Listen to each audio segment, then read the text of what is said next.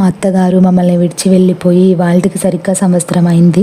ఈరోజు మా అత్తగారి జ్ఞాపకార్థంగా మేము ఎరుగుంట్లలో ఉన్నటువంటి ఓల్డేజ్ హోమ్కి అయితే వచ్చాము. ఇక్కడ అందరికీ భోజనాలు పెట్టి వాళ్ళతో పాటు కూర్చొని కలిసి తిన్నాము. కొద్దిసేపు మాట్లాడి వాళ్ళ మాటలు కూడా విన్నాము.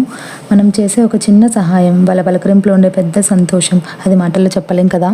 అక్కడి వాళ్ళ పరిస్థితులు, అవసరాలు ఏంటి అని ఓల్డేజ్ హోమ్ని నడిపించి ఆ ఆంటీని అడిగి వివరంగా తెలుసుకున్నాము. ఓల్డేజ్ హోమ్ గురించి ఆ ఆంటీ మాటల్లోనే మీరు వినండి. ఎరగుంట్ల బాలాజీ నిరాశ్రయాల వసతి గృహము ప్రెసిడెంట్ మాట్లాడుతున్నాను. మేము ఇక్కడ స్టార్ట్ చేసి 8 సంవత్సరాలు అవుతుంది.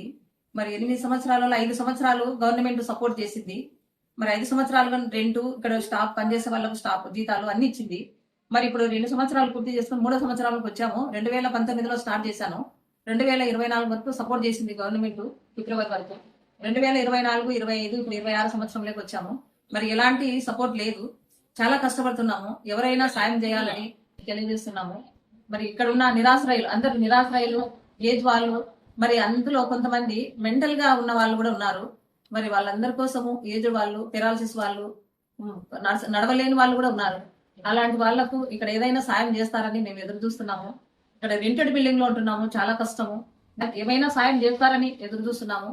మా address Erraguntla railway station road. Railway station కు మరి ఎంఆర్ఓ ఆఫీస్ ఈ రూట్ లోనే పోతారు. 1/195 అడ్రస్ లో ఉంటాం మేము. ఏమైనా సాయం చేయాలనుకున్న వాళ్ళు ఈ అడ్రస్ కు మా ఫోన్ నెంబర్లు కూడా స్క్రీన్ పైన ఉంటాయి. సాయం చేయాలని కోరుతున్నాం. Thank you. మామూలుగా ఆధార్ కార్డు ప్రూఫ్ ఏదో ఒకటి ఉండాలా. లేని వాళ్ళని కూడా తీసుకుంటున్నాం. అంటే ఇప్పుడు పరిస్థితులు బాగాలేవు కాబట్టి ఖచ్చితంగా ప్రూఫ్ అడుగుతున్నాం. అంటే వాళ్ళకి ఏదైనా ప్రాబ్లం అయినప్పుడు వాళ్ళకి ఇన్ఫర్మేషన్ ఇవ్వాలి కదా. ఇంటికి డబ్బులు ఏమైనా కట్టాల్సి ఉంటుందండి? డబ్బులు అయితే ముందు ఏం డబ్బులు లేదు. డబ్బులు ఏం తీసుకోము. డబ్బులు తీసుకోము. వాళ్ళకి ఇక్కడ జాయిన్ చేయించుకుంటాము. ఏమంటే వాళ్ళ ప్రూఫ్ అనేది కంపల్సరీ అవసరం. ఫోన్ నెంబర్, ప్రూఫ్ ఏదో ఒకటి, ఆధార్ కార్డు ఉండాలని అడుగుతాము.